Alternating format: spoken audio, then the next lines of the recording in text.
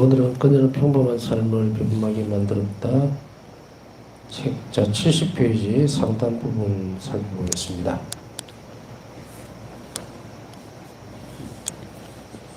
지금 우리는 이제 어떤 대목을 지난 시간에 살펴봤느냐면, 예수성 신께 대한 신심, 그리고 하나님 자유 신심의 차이점, 어떻게 구별되는가라는 것을 나누어서 살펴봤습니다. 본질적 주체, 유행의 주체, 신심의 본질, 특정 시간, 이렇게 나누어서 살펴봤습니다. 루지 신부는 하느님의 자비 신심의 특별한 양식들 가운데는 우리에게 익숙한 구일기도나 호칭기도가 없다라고 얘기를 합니다. 그리고 일기도 살펴보면요, 구일기도나 호칭기도가 있어요. 근데 그것은 바울사 성령을 개인적으로 드렸던 기도입니다. 그렇기 때문에 보편적으로 우리가 그것을 따라서 드려야 할 필요가 있는가에 대한 부분들을 설명을 하고 있습니다. 왜냐하면 전통적인 가톨릭 신앙에서 확립된 구일기도라든지 또 다른 신심에서 제시되고 있는 그런 구일기도라든지 호칭기도가 없다는 것은 뭡니까? 거기에 따라오는 은총이 없다. 약속이 없다는 이야기예요. 뭐 약속이나 은총이나 같은 말이니까. 그래서 그런 측면에서 본다면은 없다는 이야기예요. 우리가 이제 묵주기도 어제 잠시 설명을 드린 것 같은데, 묵주기도 보면 구일기도, 청원기도와 감사기도로 나눠져 있죠. 그래서 이 부분들을 보면은 거기에 따라오는 뭡니까? 약속이 있죠. 이 기도를 바쳤을 때에 성모님께서 들어주시겠다라는 그런, 물론 성모님께서 들어주신다는 의미는 하나님께 간청해서 얻어주시겠다는 얘기죠. 은총을. 자, 이러한 것들의 측면에서 구일기도라든지 호칭기도는 없어요. 살펴보면은 일기에서 드러나는 것은 지극히 개인적인 예수님께서 바울사 숙녀에게 하라고 하셨던 기도예요. 그렇기 때문에 여기에는 약속이 따로 부과되어 있지는 않다는 이야기입니다.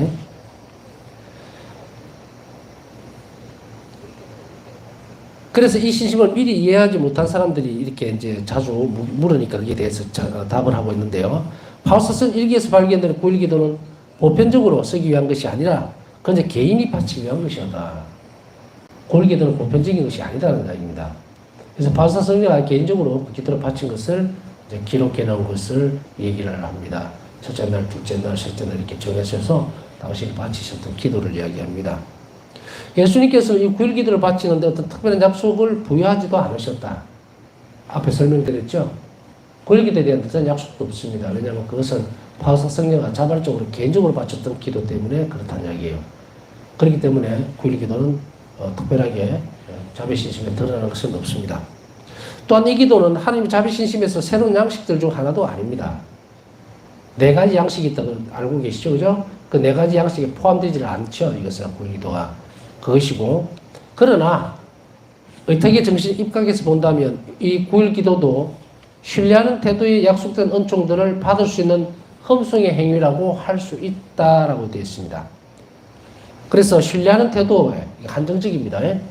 신뢰하는 태도에 달려 있는데, 신뢰는 결국은 의탁하는 태도로서 의탁하는 정신으로 이 기도를 바칠 때에 합당한 하나님의 은총을 받아낼 수가 있다. 약속된 은총 받을 수 있는 흠숭의 행위라고 할 수 있습니다. 어디에 약속된 내용입니까? 구일기도에 따라오는 내용이 아닙니다. 구일기도를 바치니까 그렇게 했다는 그 은총이 아니고, 의탁하는 태도로, 신뢰하는 태도로 이 기도를 바쳤기 때문에 신뢰하는 태도로 바치는 모든 기도는 은총이 오게 되어 있어요. 그걸 이야기하는 겁니다. 갈래가 다릅니다. 구일기도에 따라오니까 이렇게 준다는 것이 아니고, 구일기도를 신뢰하는 태도로 바치기 때문에 그건 의탁하는 태도죠. 그리고 하나님 자비를 흠숭하는 태도입니다. 그렇기 때문에 의탁하는 태도에서 나오는 기도나 흠숭의 자세로 드러나는 태도는, 그런 자세는 모든 것이 다 은총을 받아오게 되어 있습니다. 그래서 의탁은 그릇이라고 그랬잖아요. 그렇기 때문에 의탁이라는 그릇을 가지고서 이 구일기도를 바친다면 의탁이라는 태도에서 주어지는 은총을 받을 수 있다는 이야기입니다. 그런 의미입니다. 그리고 이 기도는 이웃을 위한 영적 자비 행위입니다. 이 기도를 통해 우리는 날마다 다른 부류의 영혼들을 위해 기도하기 때문입니다. 자, 이제 구일기도들 여러분들 바치고 계시거나 혹은 바쳤는지 모르겠어요. 드리고 있는지. 기도를 바친다고 하고 기도를 드린다고도 하니까. 매주 금요일날 한 자비를 청하는 기도 모임에서 보면은 매주 금요일날 1시에 하거든요. 방송으로 이제 신작 현지가 한 두세 번 되는 걸로 기억을 하는데, 아직까지 덜 알려져서 많이 들어오지는 않습니다. 한 4, 50명 들어오는 것 같긴 한데, 이 하나님 자비를 청하는, 기도 모임에서 사용되어지는 기도들이 이런 기도들이에요. 그러나 이 기도에 들어오는 사람들은, 물론 여기 오는 온라인이 아니고 오프라인 여기에서 와서 기도 바치는 사람들에게 있어서는 좀 더 특별하게 그 신뢰의 태도를 드러낼 수가 있지만, 그죠? 그러나, 여러 정황상, 뭐 너무 멀고 이래서 오지 못하는 경우를 할지라도, 이 방송으로 본다 하더라도, 방송은 기도를 같이 나누는 거예요. 그렇기 때문에 이건 특별한 전례 행위가 아닙니다. 그렇지만, 신뢰하는 마음으로 기도를 바치게 돼요. 그렇기 때문에 여러분들이 그 기도 모임에 참석하고 함께 기도하기 위해서는 온라인이든 오프라인이든 예외 없이 뭐가 필요한가? 그것은 바로 하나님께 의탁하는 태도가 반드시 필요합니다. 신뢰정신이 있어야 된다는 얘기예요. 신뢰정신도 없이 그냥 자비를 청합니다 하면은 이 기도 모임에 1000번, 10,000번 나오도 아무 소용이 없어요. 그릇도 안 가지고 와가지고 어떻게 하게요? 응? 10명이 와서 기도를 바치는데 이게 셈이 있단 말이에요. 자비의 셈이. 자, 얼마나 엄청난 일이 벌어지고 있습니까? 자, 여기에서 자비가 필요한 이 세상으로 이 물을 떠서 자비를 부어줘야 되는데, 의탁이라는 그릇이 없는 사람이 손바닥으로 앞만 붓는다 한들 그게 무슨 소용이겠어요?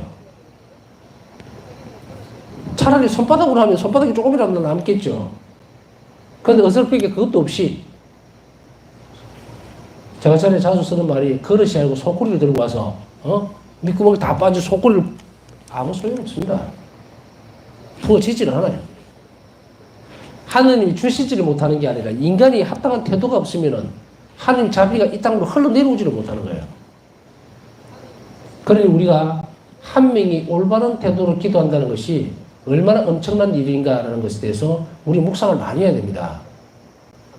뭐 이런 부분들에 대해서 묵상을 많이 하면서 내가 얼마나 중요한 위치에 있는지, 중요한 위치라는 것은 이 교회에 얼마나 쓰임새가 있는지 그것을 알고 기도해야 될 때, 우리가 언젠가, 저는 그런 생각을 해요. 우리가 언젠가 천국에 가게 되면 어떤 사람들이 쑥 나오면서, 아이고 이제 오셨습니까? 누구세요? 제가 신부님 덕분에 자비 기도를 바쳐주고 또 여러 가지 은총들을 얻어준 분에서 제가 천국에 왔습니다. 미사도 봉헌해주고 그래서 너무도 오래 기다렸습니다.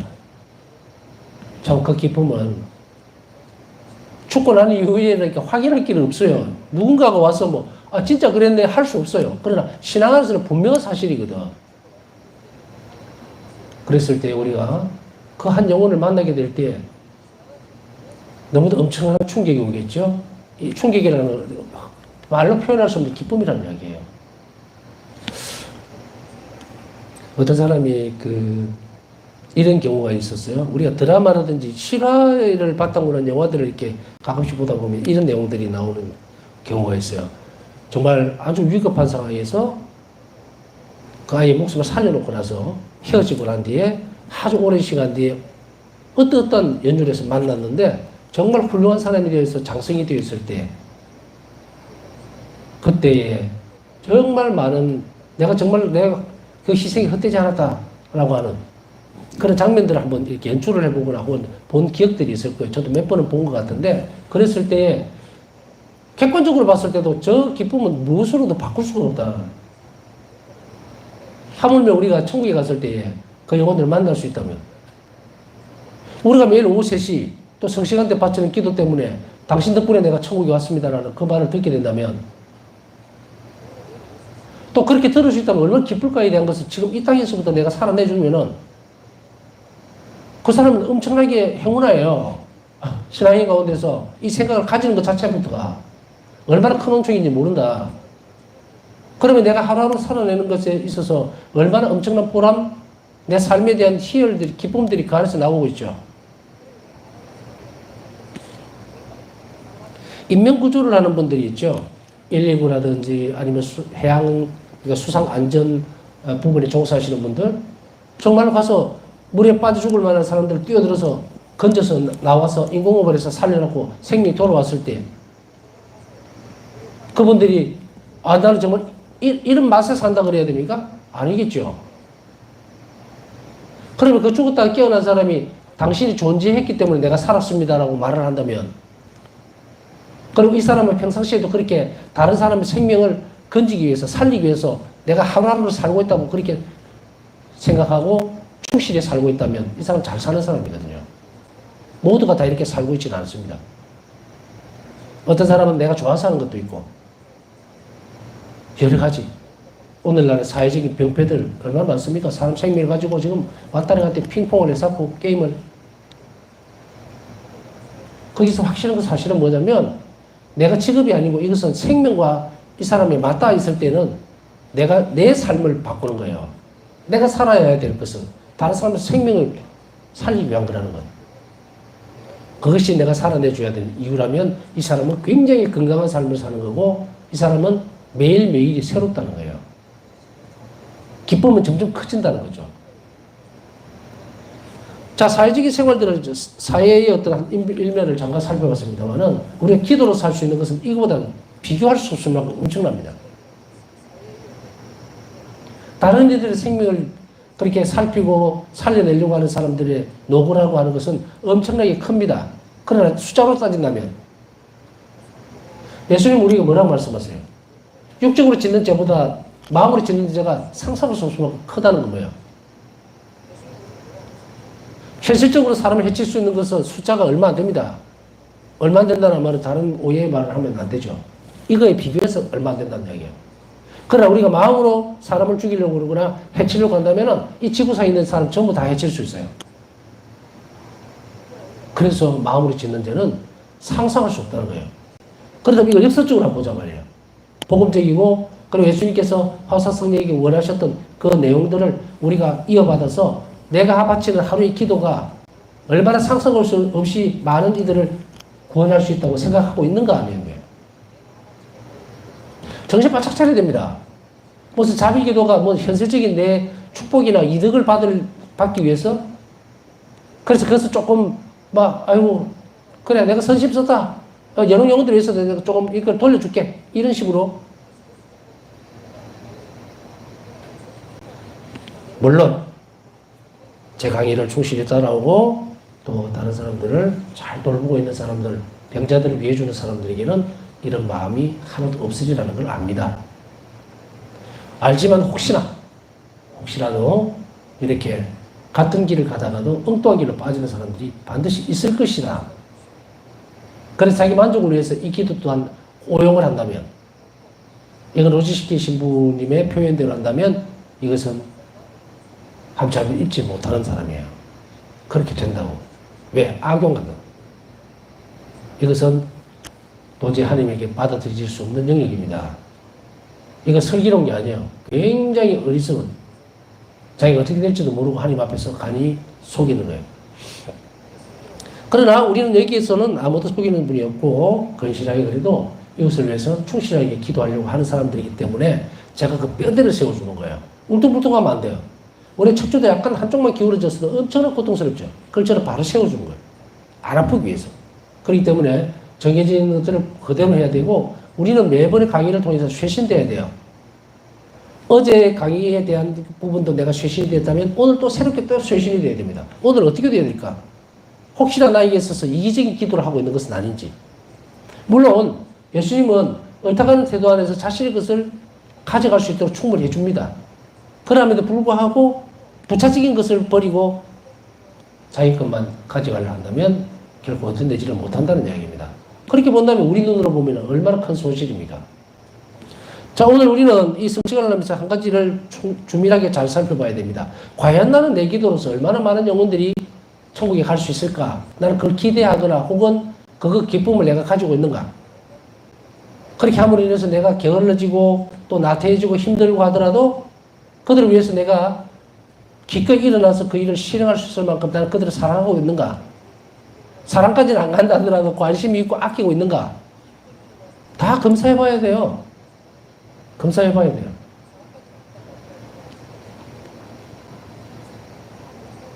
어제가 제가 말씀드렸죠. 나는 예수님을 만날 때 우리 강아지가 나를 보고 정말 막 대골대골 굽으면서 꼬리 흔들고 온몸으로 사랑을 표현하는 좋다고. 내가 뭐라고? 밥 좀 주는 주인밖에 안 되는데도 이랬는데 나는 하나님을 만나면서 그냥 멀뚱멀뚱 내가 왜 이럴까? 충실히 살려고 하는데 예수님 사랑하는데 왜 표현이 이렇게 안 되지? 예. 경건함을 넘어서서 기쁨으로 표현이 돼야 되는데 경건함은 지켜져요. 경건함은 성체 앞에 올바른 태도로 앉으려고 그러고 그리고 군더더기 없이 죄 안 지려고 애를 쓰면서 그 자리를 지키려고 하고 이건 됩니다. 그런데 추진력이 자꾸 약해져요. 기대는 합니다. 기대는 언젠가는 정말 예수님을 만나면 죽을 것 같이 가슴이 터질 것 같이 그렇게 기쁨 그걸 드러낼 수 있는 날이 꼭 오리라고 생각하고 그것을 위해서 충실하게 하루하루 살아내야 되죠. 그 기쁨을 우리가 간직하고 살지 못한다면 우리는 안 되겠죠. 그러니 이제 우리는 예수님께서 이렇게 베풀으시는 모든 은총들을 충실하게 잘 살아가면서 실천해야 될 것이고 받아들여야 될 것이고 동시에 이웃에게 내가 얼마나 중요한 사람인지를 잘 깨닫고 묵상하면 여러분들이 걱정하고 있는 신부님 저는 게을러서 기도도 잘 안 되고요. 나태해져서 요즘 나이 들고 하니까 자꾸 까먹고 안 나게 되고 정신이 번쩍 들잖아요. 정신이 번쩍 들어요. 내 이 작은 수고로 인해서 이렇게 엄청난 일이 벌어지고 있다는 것은 그리고 그들이 나중에 나를 마중하러 나오리라는 것 얼마나 내 삶이 보람되고 기쁩니까? 때때로 우리는 그런 생각들을 아이고 나는 삼시세끼 밥만 아무것도 할 일 없이 그냥 식충이도 아니고 내가 왜 이러지? 내가 이렇게 살려고 태어난 건 아닐 텐데 이런 분들이 있습니다. 방향을 바꿔줘야죠. 얼마나 가치 있는 사람인지 알려줘야 돼요.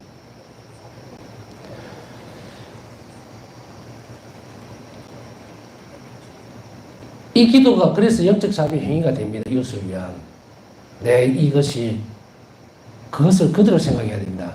그렇게 하면 내가 게으름이나 나태함도 벗어날 수가 있어요. 얼마 전에 그 냉담에 대한 이야기를 하면서 그랬죠. 예수님께서 뭐라고 하셨는지. 냉담하고 교회를 떠나는 사람들은 게으르거나 나태해서 그런 것이 아니고 내 자비를 모르기 때문이다. 그렇다면 이게 답은 우리도 똑같은 거예요. 내가 나태해지고 자꾸 자비시심에서 뭐 권하고 있는 자비로운 태도에서 멀어지고 할 때는 뭐가 부족한지 벌써 나오잖아요. 기름이 부족하니까 차로 멀리 갈 수 없는 거 뻔하잖아요. 그럼 무엇을 해야 될 것인가? 다른 영혼들을 위해서 기도하는 것. 그것이 부족해지면 이런 상황이 벌어진 거예요. 반면에 예수님께서는 자비 축일 전에 하나님 자비 5단 기도로 바치는 9일 기도는 모든 사람이 참여하기를 원하셨다. 자, 9일 기도에 대한 부분들을 얘기합니다. 9일 기도와 특별하게 되어 있는 기도는 없습니다. 9일 기도가. 바울사성이 개인 기도라 그랬어요. 그럼 의탁의 태도로 바친다면 이 기도에 의탁이라는 태도에서 따르는 은총을 받아낼 수 있다는 얘기예요. 흠수행위이기 때문에. 그에 따르는 충분한 은총을 받아낼 수는 있습니다. 그러나 그것을 반드시 해야 될 의무는 없다. 따로 부과된 약속은 없다는 얘기예요. 그 9일 기도 자체에 대해서. 그러나 그와 반대로 그 반면에 자비 5단 기도로 바치는 자비 축일 전 9일 기도는 모든 사람이 참여하기를 원하셨어요. 모든 사람이 참여하기를 원하셨다는 것은 뭐냐? 이 9일 기도에 대해 예수님께서는 나는 이 9일 기도로 영혼들에게 가능한 모든 은총을 베풀 것이다. 일기 796번라고 말씀을 하신 겁니다. 이 9일 기도를 바치지 않으면 어떤 문제가 생길까? 9일 기도를 온전히 바치는 영혼은 어떤 부분이 되어질까요? 예수님은 이 9일 기도에 특별한 은총을 부여를 하셨어요. 모든 은총을 다 주겠다는 건데 가난한 모든 은총은 뭡니까? 9일 기도를 준비해야 하는데 놀랍게도 자비 축일에서 합당하게 준비되어 주시는 모든 은총을 다 주겠다는 얘기예요.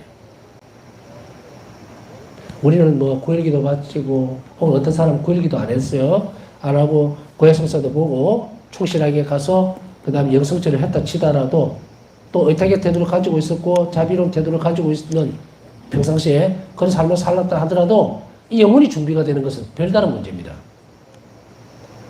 여기에서 분명히 단어가 뭐가 나오느냐? 우리 9일 기도는 영혼들에게 가능한 모든 은총이에요. 육적으로나 현실적으로 우리가 이런저런 기도하고를 바치거나 함으로 인해서 준비를 잘 할 수 있어요.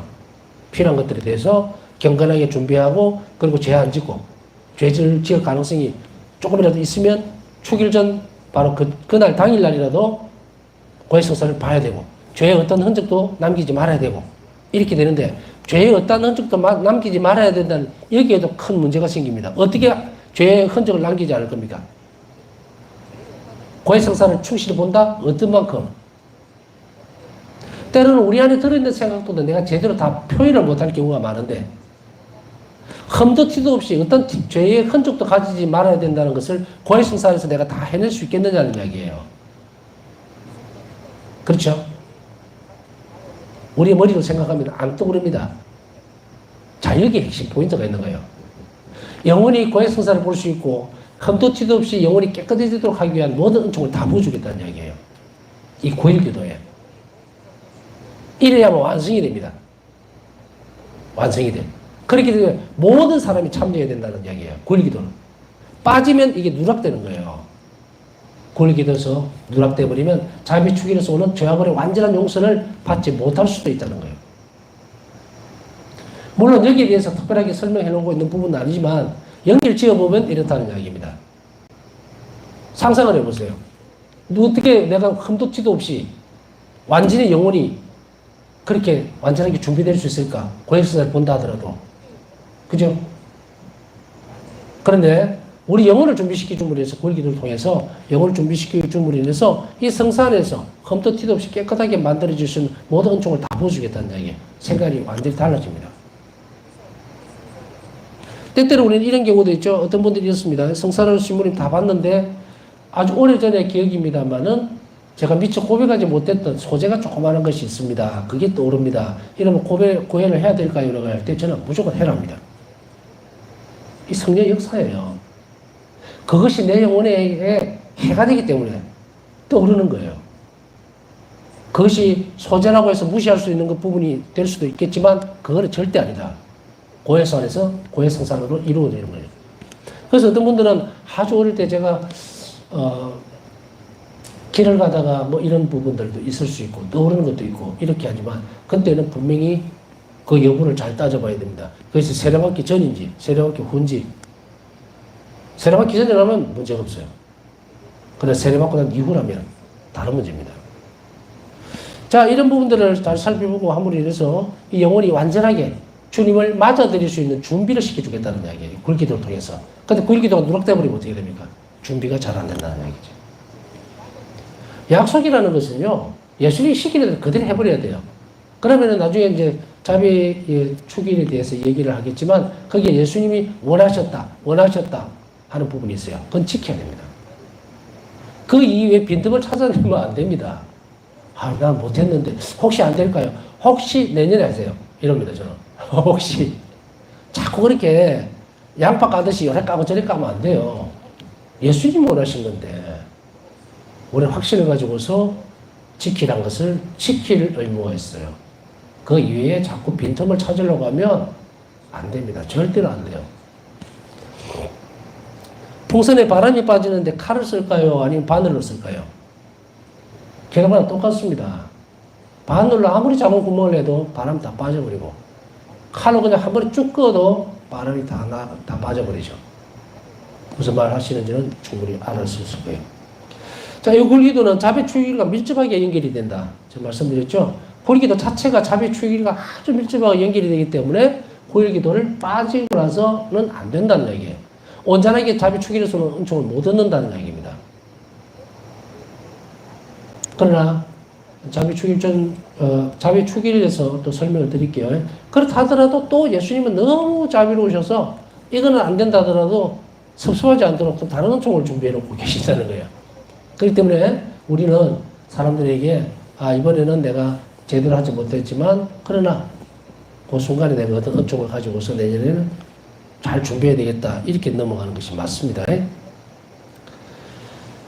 이 기도가 축일을 위한 준비이기 때문입니다. 그렇기 때문에 이 자비 축일과 9일 기도는 이 기도만 아주 밀접하게 하나로 연결이 되어 있습니다.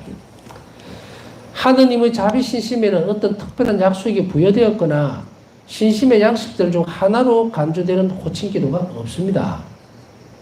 신심의 양식들 중 하나가 되거나 아니면은 자비 신심에서 어떤 특별하게 약속이 부여되어 있는 그런 호칭 기도는 없다는 이야기입니다.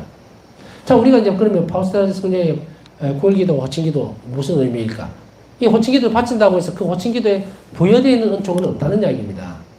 그건 어떻습니까? 이것이 흠숭하는 태도죠. 한 자비를 경배하는 태도죠. 그럼 뭡니까? 거기에 따라오는 은총은 있어요. 그러나 명시적으로 이 호칭기도에 대해서 예수님께서 약속하신 내용은 없다. 그러나 큰 부류로 보면 의탁하는 태도로 신뢰하는 태도로 바치는 기도이기 때문에 거기에 따라오는 약속은 우리에게 은총을 줄 수 있다는 이야기입니다. 그러나 현재 있는 기도들 중에는 하나님 자비 드리는 호칭 기도가 두 가지가 있다. 의탁하는 태도로 이 호칭 기도를 바치면서 자비의 행위를 실천하는 사람은 누구나 예수님께서 일반적으로 하나님의 자비 의탁하는 행위에 부여해 주신 약속들을 기대할 수 있다. 제가 설명드렸습니다. 조금 전에. 일반적으로 의탁하는 행위에 부여해 주는 은총은 받아갈 수 있다는 이야기예요. 그렇기 때문에 의탁하는 태도로 우리가 이제 9일기도 호칭기도 바치는 것이 그겁니다. 일반적으로 의탁한 태도를 바치기 때문에 거기에 약속되어 있는 은총을 받아갈 수 있어요. 그리고 그래서 하나님 자비를 청하는 세상을 위해서 하나님 자비를 청하는 기도 모임에서 드리는 호칭기도 하거든요. 그 호칭기도에 이 약속이 따라오는 거예요. 그런데 여기에서 이 기도를 같이 하면서 이 약속에 대한 것들이 내가 수혜자가 되려면 받으려면 뭐 두말할 것도 없이 내가 의탁하는 태도가 있는 사람이라 해야 된다. 근데 뭐 그날 와서 내가 의탁하는 어떤 교육도 안 받고 그죠? 의탁하는 태도가 뭔지도 잘 모르고 한 번도 자비 신심에 대해서 강의도 안 듣던 사람이 아이고 이 세상을 위해서 하나님 자비를 청하는 기도 모임을 한다는데 가서 나도 일조를 해야 안 되겠느냐? 이 세상이 이렇게 참 불행의 연속이고 정말 비참한 상태인데 해서 왔단 말이에요. 그날 와서 같이 기도를 바쳤어요. 근데 의탁의 태도가 없이 그 기도를 그냥 따라 하니까 따라 했어요. 그럼 이 사람은 그냥 흑당 친 건가? 그건 아니다. 의탁하는 태도는 부족했다 하더라도 뭐가 됩니까? 자비행위라는 거예요. 자기도 모르게. 공동체 안에서 자비행위를. 응? 자비행위라는 것은 상을 받을 만하죠. 물론 의탁하는 태도로 자비행위를 하는 것이 가장 좋지만 기도로 사는 것은 바로 예수님께서 바라는 내용을 그대로 따라가 주는 거기 때문에 그게 마련되는 은총은 받아갈 수가 있다는 이야기예요. 그러나 이분이 예를 들어서 그분이 계속 오면서 의탁의 태도를 키워나간다면 그거야말로 뭐 더없이 많은 은총을 받아갈 수가 있겠죠. 은총은 각양각색으로 따로따로 마련되어 있는 거기 때문에 이 은총이 없다고 해서 그냥 빈손으로 돌려보내면 그건 절대로 없다. 예수님은 절대로 빈손으로 보내지 않습니다. 각자에게 맞도록. 그렇다고 해도 100점이 안 된다고 90점 됐다고 쫓아내지도 않아요. 설사 빵점을 맞았다 하더라도 적어도 빵점을 맞았다 하더라도 빵이라도 하나 줍니다. 5,000명을 먹이신 기적 보세요. 예수님 기적을 믿고 따라왔지. 예수님 말씀을 믿어서 온 게 아니에요. 배가 불러서 온 거예요. 그래 주시잖아요. 그게 하나님이에요. 그러니 우리는 이렇게 한없이 선하신 하나님 안에서 올바른 정도로 걸어간다면 얼마나 복된 사람인가. 상상도 할 수 없는 약속이 그 안에 있다는 이야기입니다. 그 다음에 하나님 자비 신심을 기술한 많은 저술들은 이 신심의 세 양식들과 세 양식은 네 가지 앞으로 살펴볼 한 자비 신심의 양식들을 이야기하는 거예요. 이 신심의 세 양식들과 파우스타 수녀의 개인적인 기도들을 혼용하고 있습니다. 그래서 구별을 지어주는 거예요. 어떤 사람은 구의기도 바쳐도 되나? 이렇게 호칭기도 이것도 뭐 어떤 은총이 있고 뭐 엉뚱한 소리 하지 말아라 이 말이에요. 엉뚱한 소리 하지 마라. 의탁한 태도로 그것을 기도를 바친다면 모르지만 야 이거 있잖아 구의기도 이거 바치면은 하여간 막 복을 받는데 그런 엉터리를 좀 전달도 하지 말고 모르면 가만히 있고 어떤 약속도 거기는 없다는 거예요. 왜냐하면 어차피 전달받아서 구의기도 바치봤자 그 사람에게는 의탁의 태도가 없으니까 의탁한 태도로 주어지는 그 은총마저도 없을 건데 그 기도는 황이라는 이야기예요. 약속된 게 아무도 없어요. 그렇기 때문에 이것이 그전에는 이 로지키 신부님은 이 신심의 이 네 가지 양식을 정확하게 정립을 해서 우리에게 전달하기 주기 전까지는 오만 것들이 다 섞여 있은 거예요. 혼용이 됐다는 거는 뭐 예를 들면은 자비기도 바치다가 또 거기에다가 다른 기도문을 집어넣고 뭐 앞에 넣고 뒤에 넣고 막 섞인 그런 기도 온갖 종류의 기도문들이 다 있었다는 이야기입니다. 그리고 개인적으로 바쳤던 파우스타 승려의 기도도 우리가 탁 의무적으로 바치거나 하는 그런 식으로 잘못 혼용되어 있다는 것을 이제 선을 긋습니다. 이렇게 함으로써 이 신심에서 가장 중요한 것이 9.1기도나 호칭기도라는 인상을 종종 주기도 한다. 호칭기도라든지 9.1기도가 이 신심에서 아주 중요한, 이 신심의 가장 중요한 것이다라고 착각할 수 있도록 만든다는 얘기예요. 그것을 이미 이제, 근데 사실은 이 파우스타 승려가 1938년도 돌아가셨잖아요.